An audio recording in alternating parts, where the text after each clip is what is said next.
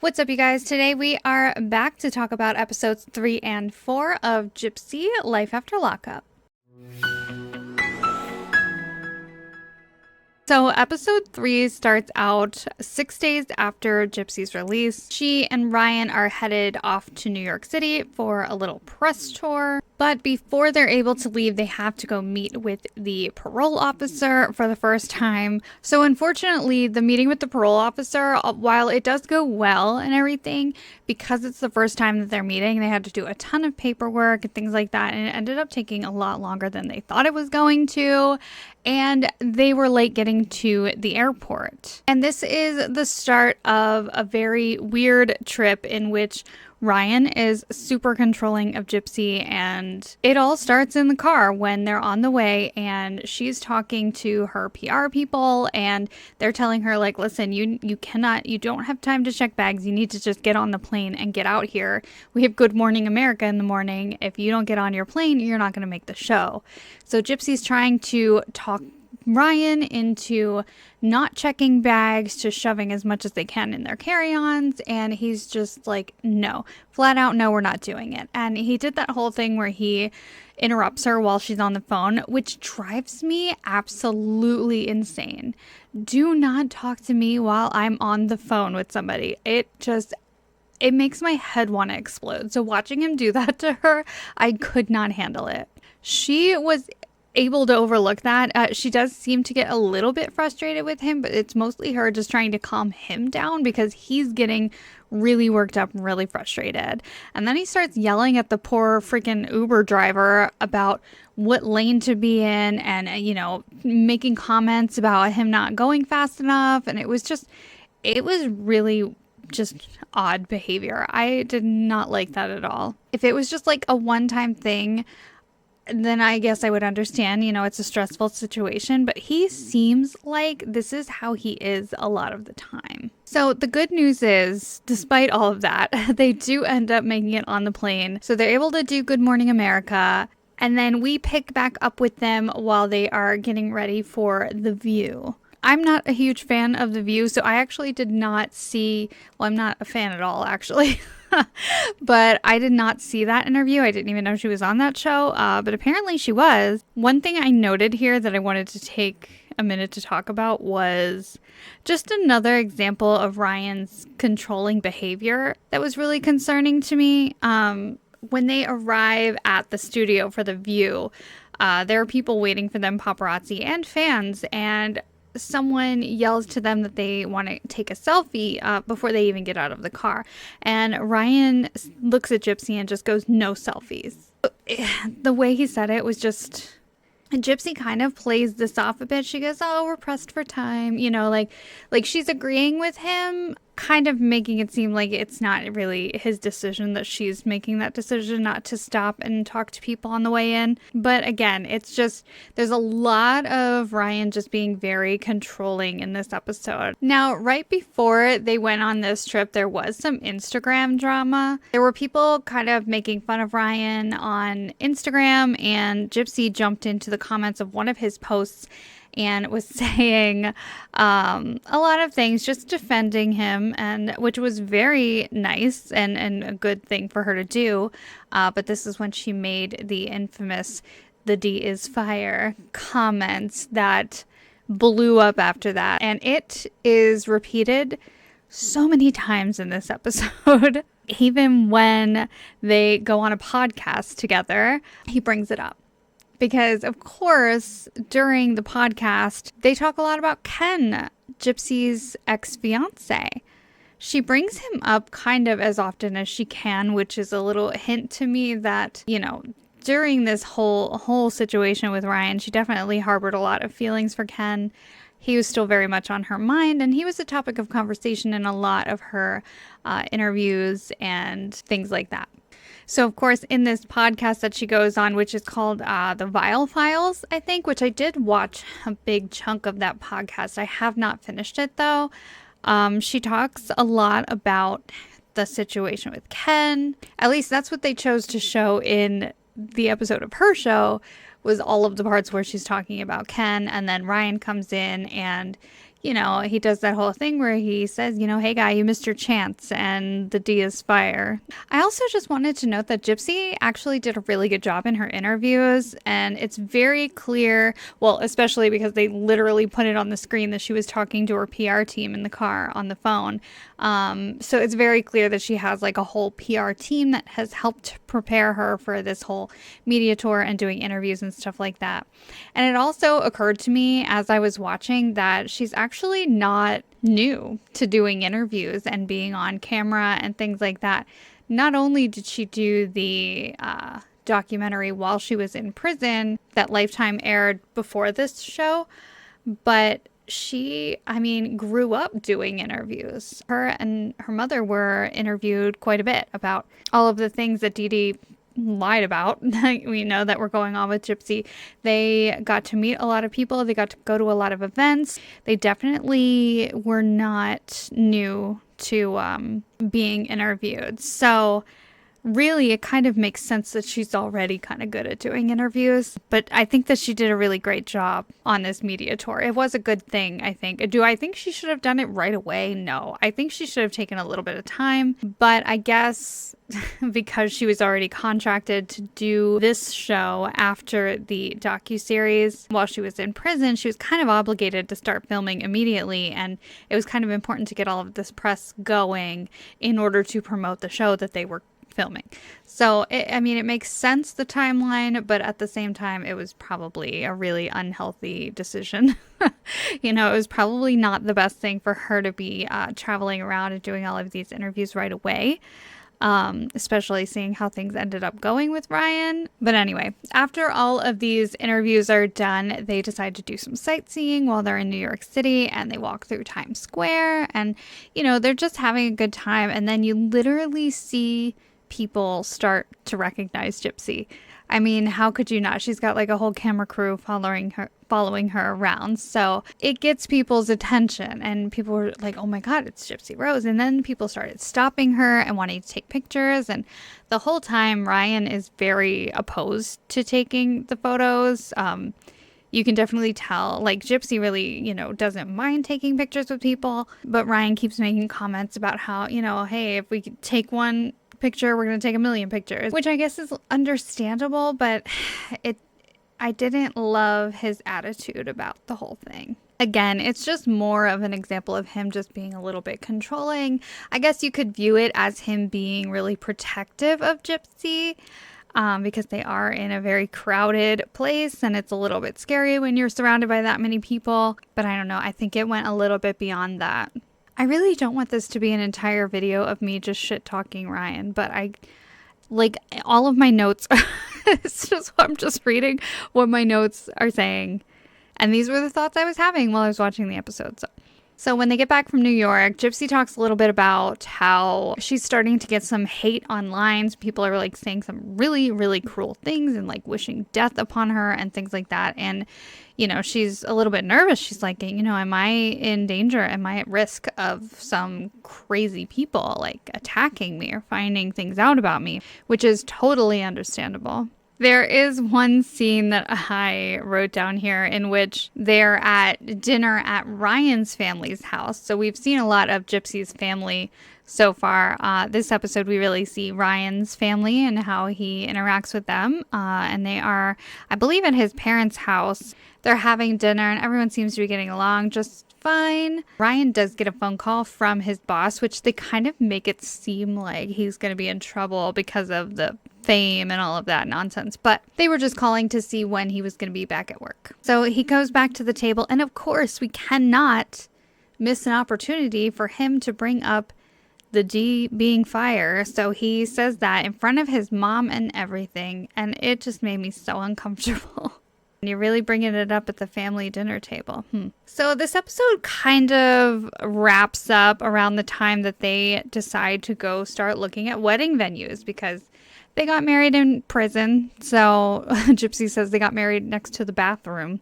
So it wasn't exactly the most romantic thing. And they want to have like a real wedding outside of prison, which again, understandable. So they look at some places in New Orleans, which is where Gypsy and Dee Dee were from. And so she points out some hospitals along the way, places that she had been as a child growing up, where her mother took her and where they used to live. So that was kind of interesting. They look at one wedding venue that they act like it's a really great place. I didn't think it was that great. I mean, no offense to this venue, but it wasn't, I don't know. It just did not feel, it didn't feel very private. It was like right in New Orleans. Like anyone could be walking by while you're out on this balcony or whatever, taking pictures and stuff. So it just seemed a little bit odd. I don't know. I did not love the venue, but they were acting like it was a really great place. It was probably in a really cool location, but the venue itself was not all that. But Ryan was all about it, and he was ready to put down a deposit. And Gypsy was like, I just don't think that this is a good time. She just got out of prison, a lot of stuff. They just went on this press tour. There's a lot going on, and she's on parole. So she's got to be careful about everything going on in her life, at least until it's done. So now in real time, she's got a year left, but at this time it was a year and a half. So she's like, you know what? This is just not a good time to do it. So they end up not really making any solid plans about the wedding, which is really good because some juicy stuff happens in episode 4, which we are about to get into. But there was one last note that I had about episode 3, and that was the vulnerable social media post that she puts on Instagram about her body and the scars that she has. And she was basically saying that she was fed up with what people were saying about her, and that, maybe she gained weight, maybe she has scars, she has flaws, there are things that are wrong with her, but she doesn't care what people think, and she doesn't want others to feel bad about themselves, because of harsh critics on the internet. So she posts a really nice photo of herself where you can see her feeding tube scar. So one of the many procedures that Gypsy had when she was a child that was completely unnecessary was a feeding tube that they had, that Dee Dee had put in her. I don't even know how. Like, I honestly, it's so shocking the amount of things that she was able to convince doctors were wrong with this poor girl. But somehow she convinced doctors to put a feeding tube into this perfectly healthy young girl's stomach. Absolutely insane. And I think that kind of gets lost on people. I've noticed people online are starting to say some things about Gypsy, basically saying that she was in on everything. She knew what she was doing. She knew that she was lying about, not being able to walk. I think that people forget that, she was told a lot of lies by her mom. She was trained from a young age to lie about these things. And I think that she probably grew up not really knowing what was real and what wasn't.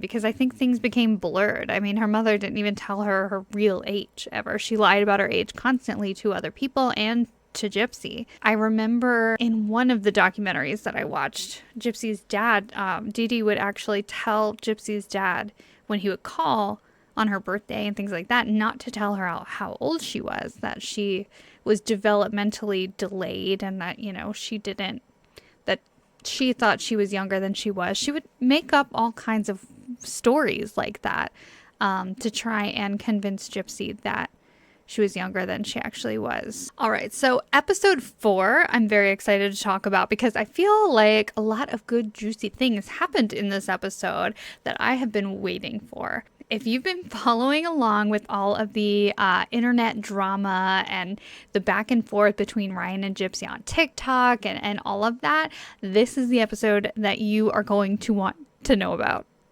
This definitely, if you're going to watch an episode, watch this one. So we start this episode off 2 weeks after her release. So like so much is happening just in the first couple weeks of her being free. It's absolutely wild. The episode starts out with her having a nightmare about her mom. And she actually says that this is not a new thing for her, that she's had nightmares about her mom, Dee Dee, for years, basically since her crime. So basically this first half of this episode is all about connecting with her dad's side of the family, and visiting her childhood home, partially her childhood home, at least where she had more normal memories of when she was very young. So the couple spends some time at the Blanchard home, where Gypsy apparently had not been since she was 10 years old. This show does a lot of like, I want to say it's like clickbaity type things in their trailers to make you think that something's going to happen that doesn't happen.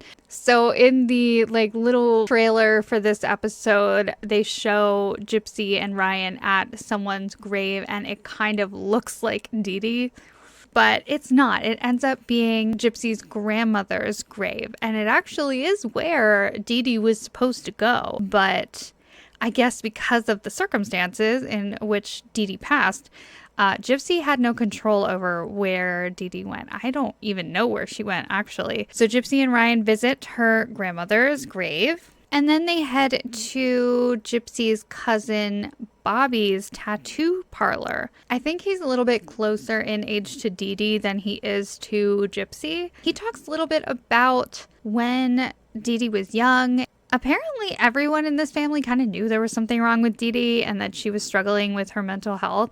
No one really did anything about it. And even Bobby says, you know, Gypsy, so many people failed you. It's crazy. Even he said, he was like, I knew you could walk. When she was a kid, she walked just fine. And then he was like, you know, I saw more and more pictures of you in the hospital and in the wheelchair, and I thought maybe she really can't walk. So I think there was a lot of that in the family where people were skeptical of Dee Dee and what was going on with Gypsy, but no one wanted to upset Dee Dee, because I guess it was one of those things where it was just easier to play along with her and to humor her and let her do her than to fight and for her to cause a big scene. And unfortunately, that's the way that the family handled things. Gypsy also reveals that Dee Dee heard voices, which I don't think that I could be completely wrong about this, but I don't remember that being a part of the story. Like I said in one of my last videos, I've followed this case for so many years, and I've watched a lot of documentaries about it. I've watched YouTube creators who've gone over the case in detail. I watched the Hulu show that they made about it. I thought I knew everything about this story, but I don't remember Dee Dee hearing voices. It could be that I just don't remember that part of it, but Dee Dee very clearly had a lot of mental health issues. Oh, I put here in my notes that whoever edited this episode really, really liked Bobby's dog. Because the whole time that they're talking about all this disturbing stuff with Dee Dee, they keep cutting to the dog, and the dog is just rolling around on the floor being adorable. And I just thought that was so funny. So we're at a tattoo parlor, of course, after we, talk about all this serious stuff. Then Gypsy needs to get a tattoo. So she ends up getting a tattoo that represents her life's journey. And I think it is actually a pretty cool looking tattoo on her forearm, like the inner part of her forearm. And then of course she's got to bring up Ken, because we bring up Ken all the time. But apparently she got something called what is it called? A pick and poke tattoo. Sorry, I have never been to prison, so I didn't know. I didn't know that that's what that was called. But apparently it's like, it's a prison tattoo. So it's you have to get creative with it. They're incredibly dangerous. And she got the letter K for Ken on her ankle. And you can still actually see some of it on her ankle. I thought that was pretty funny. And then, of course, Ryan also has to get a tattoo. And he decides to get a rose. And make sure that he, lets everyone know it's for Gypsy Rose Blanchard. I love that he always says her whole name, Gypsy Rose Blanchard. He's like such a fangirl over her. It's ridiculous. So while all of this is going on, we also learn that Christy, Gypsy's stepmom, has been in touch with Ken over the years. And she has some big things to reveal about Ken and why he really left Gypsy when she was in prison. They were engaged to be married, and he just out of nowhere broke things off with her. But Christy remained friends with him over the years, and I think she makes it really clear in this episode that she really likes Ken and maybe is not the biggest fan of Ryan. Like, I think that she thinks Ryan's okay, but she really, really liked Ken, and she really liked Ken and Gypsy together. So Christy ends up revealing that the reason Ken decided to leave Gypsy was not because he couldn't handle the situation with her.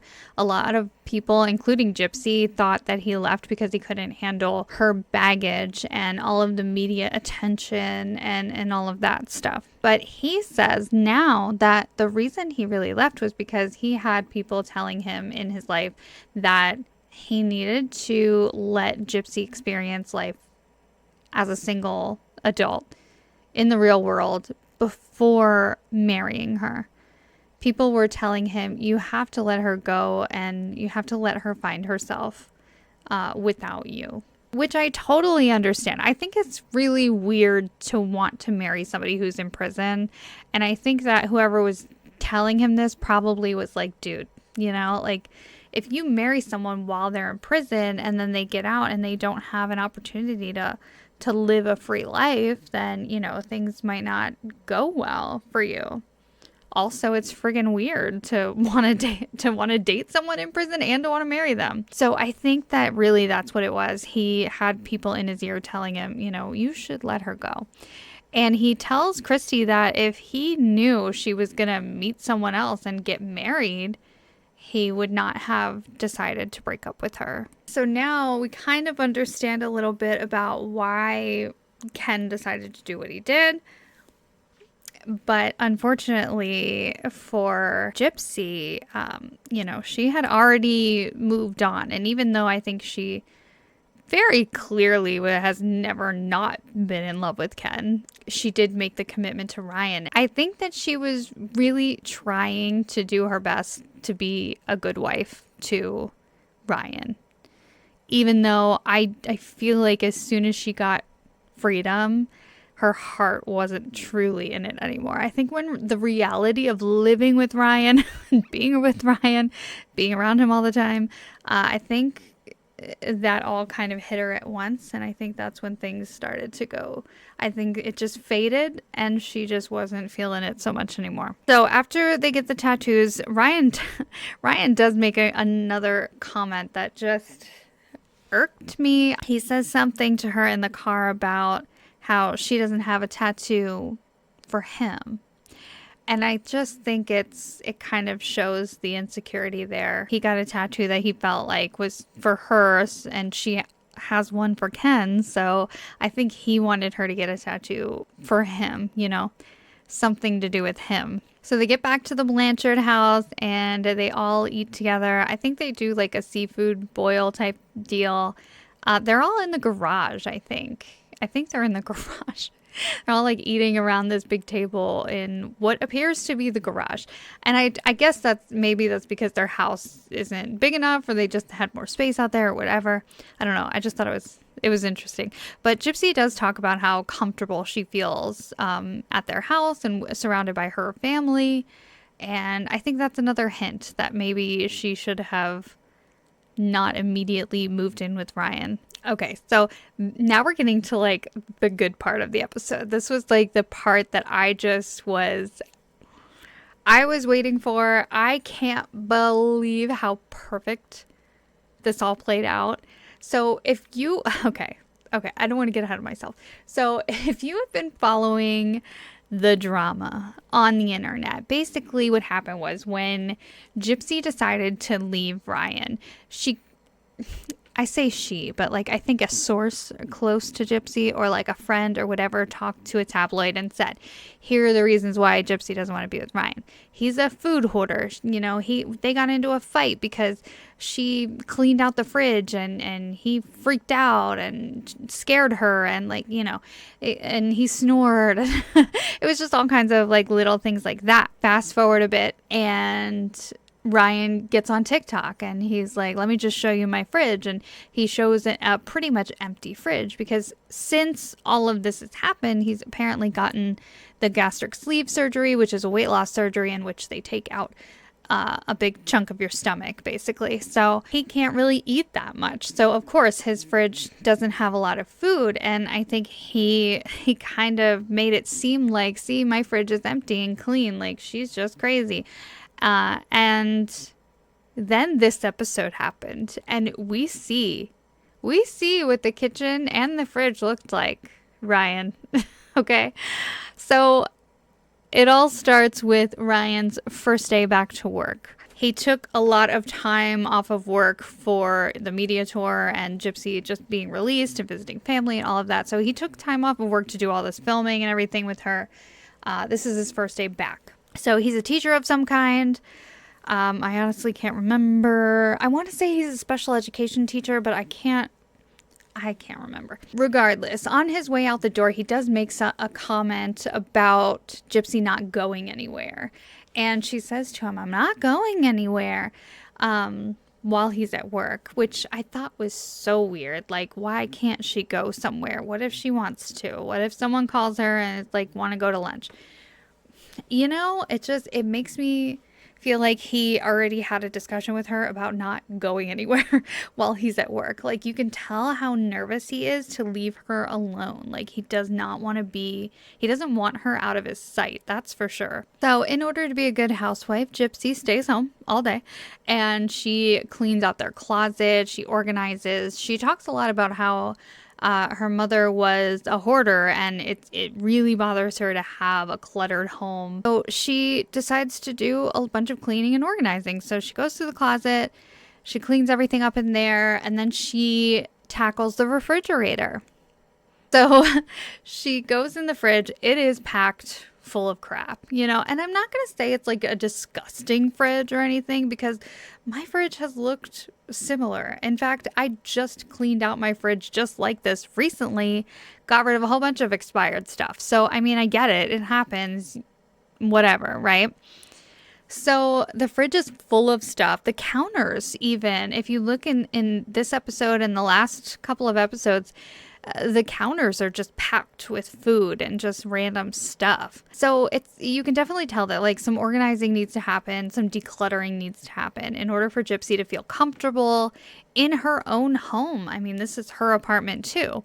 She goes through the fridge and she gets rid of all the expired condiments and leftovers and random stuff like that.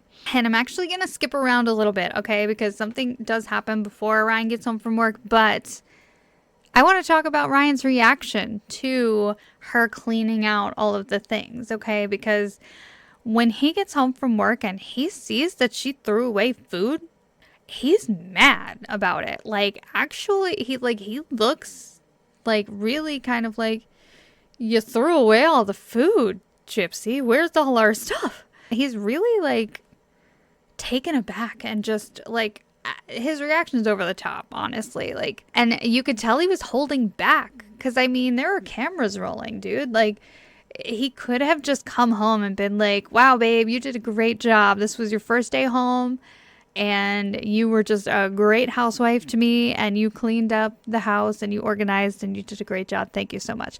That's what he should have said. That's what any normal, like, healthy person would say, you know? And it's not like she threw away stuff that was perfectly good. He does mention some leftovers. He was like, where's the chicken I just made? She's like, it's right here. I didn't throw that away, you know? But she threw away a lot of stuff, but a lot of it was probably gross. So whatever. Like, she is a grown adult person. So he gets really annoyed and you can tell. And I've noticed between this argument and the last argument we saw between them about the whole dog thing, he does this thing where he starts to kind of be passive aggressive and insulting towards her when he's annoyed, because there's a moment where she says, like, where did these drinks come from? There's like cans of something or another on the counter, and she's like, you know, where did these come from? Because the girl's annoyed at all of the clutter everywhere. She's like, where did these come from? He goes, I don't know, maybe my girlfriend brought them over. Like something like that, to like make her jealous, or like, you know, just poke at her. I suspected that the version Gypsy said was true. And she's even said online, she was like, I think people are making a bigger deal out of this whole fridge thing than it even was. Because it wasn't like, I don't think it was like this big, huge fight. I do think they had a fight that day or that evening, but it was off camera, and it was not necessarily about the fridge. So before Ryan even gets home from work, Gypsy gets a call from Christy, a FaceTime call. And Christy decides that on Ryan's first day back to work, when she finally is able to talk to Gypsy alone, she tells her all about what Ken said to her about how he really regrets leaving her, that he did it because he thought that she needed to be free and find herself, and that he wouldn't have done it if he had known what she was gonna go do. And Gypsy gets really emotional about this. And then Christy says he's single right now. And Gypsy's like, of course he is. Because Gypsy, I don't care what anybody says, Gypsy is so real in this episode. She's really, I mean, I think that she's really actually quite real in all of these episodes. She just strikes me as a person who does not care what people think. And she's not trying to fool anybody, I don't think. At least that's the vibe I get to her, because this girl is so honest about her feelings with this whole Ken situation. She opens up to the cameras and she's like, listen, if I wasn't with Ryan, I'd be with Ken right now because he's single and I love him. I mean, she basically says, you know, nobody's ever going to love Ken as much as I loved Ken. She says, you know, now what am I going to do when Ryan and I have a fight? I'm committed to Ryan. I married him. But now I know that Ken is single. I can't say that I'm not going to think about that. I mean, she straight up just tells the camera this. And I am like sitting over here thinking about Ryan watching this right now. Oh my gosh. On his first day back to work, she's crying over her ex-fiance. I mean, it's really not that shocking to him because she said that she told Ryan about this whole thing, you know, later on that night. And I think that that's what prompted the fight between them, because he definitely got really upset about the whole thing. I mean, which of course he did. Like, of course he's upset about it. It's very clear that Gypsy loves Ken and wants to be with him. So, you know, Ryan is just trying so hard to hang on to her, and he's real mad at Christy because he feels like it was really disrespectful of Christy to call Gypsy and say this, especially like on his first day back to work, the first day he's got to be away from her. It's like as soon as the opportunity was there for something to happen, something happens. So at this point, Gypsy's still not in communication with Ken, but now like the seed is planted, you know, now she's thinking about him. Now she knows that he's over there wanting to be with her now. So the episode wraps up basically with Ryan saying, listen, you guys, the D is fire, okay? And Ken needs to go away. So that's pretty much how this episode ends. I feel like it's not going to be long now that we see Ken actually on camera, and I can't wait to see how he does on camera. I have caught a couple of her TikTok lives with him. I don't know. I don't 100% trust him either. Like, don't think that I'm just like anti-Ryan, like pro Ken. That's not necessarily the truth. I do think that Gypsy very much loves Ken. And I think that that's the person that she would rather be with. However, I question anyone who wants to be married to somebody who's literally in prison. So we have to look at him with the skepticism and just see if there's any ulterior motives there. That's it, you guys. That's it for this episode. If you enjoyed this, well, I'm sorry, these last 2 episodes, because I got behind on things.